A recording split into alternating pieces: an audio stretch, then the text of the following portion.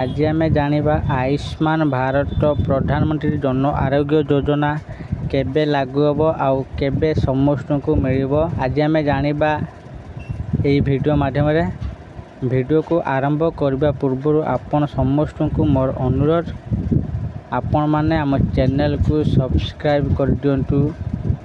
आउ यही वीडियो आपण मानक भल लगी वीडियो को लाइक करंतु आउ निज सांग मान पाखक शेयर करंतु। चलतु डेरी नक आज वीडियो को आरंभ करवा।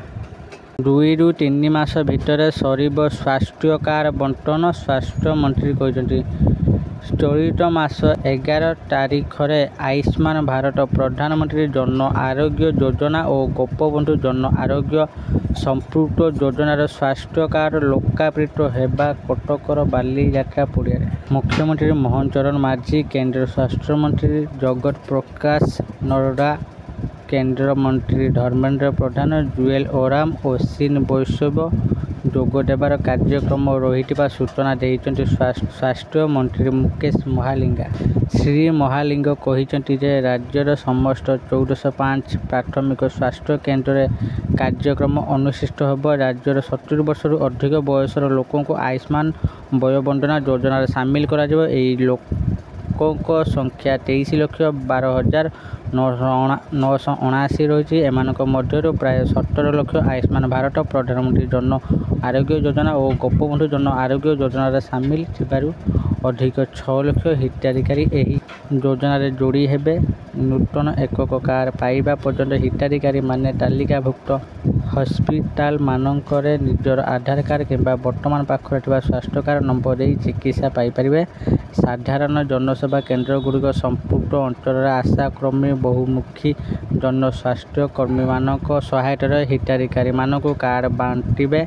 आसंता 2 ରୁ 3 मास भितर 3.5 कोटी नूतन स्वास्थ्य कार्ड बंटन कार्य शेष कर। 2018 आयुष्मान भारत योजना आरंभ होता बेले ओडिशा रे सामिल नहेबा कारण राज्यर 3000 कोटी टंका केंद्र अनुदान पाइबारु वंचित होईची। एबे देशर 29,000 तालिकाभुक्त अग्रणी घर और सरकारी चिकित्सालय लोक मैंने देयमुक्त चिकित्सा सेवा पाइपर। कौन परिवार सदस्य अन्य सदस्यों कार्ड उपयुक्त डॉक्यूमेंट दाखल करी नहीं पारिबे। ताहा सह कार्डर जदि किछि अनिच्छाकृत त्रुटि थाए ताहले संपुक्त हिताधिकारी को अल्प दिन मध्य निर्भुल कार्ड प्रदान करा जिवो। प्रतिदिन केते जन हिताधिकारी कार्ड ग्रहण कले तार संपूर्ण डाटाबेस रहिबो।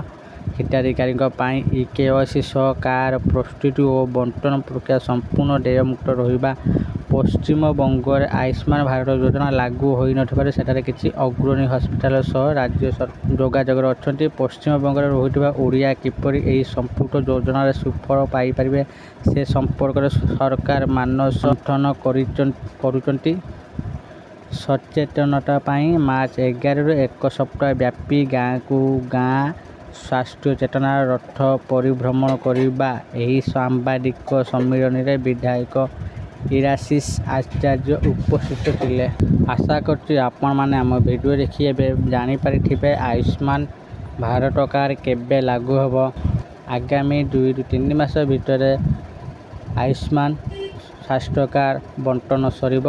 समस्त को आयुष्मान स्वास्थ्य कार्ड मिल आउ समस्ते यार बेनिफिट उठाई पारिबे।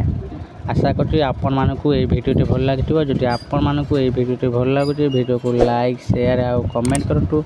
आउ प्रथम थर आम चैनल को आसले आम चैनल को सब्सक्राइब करंतु। धन्यवाद।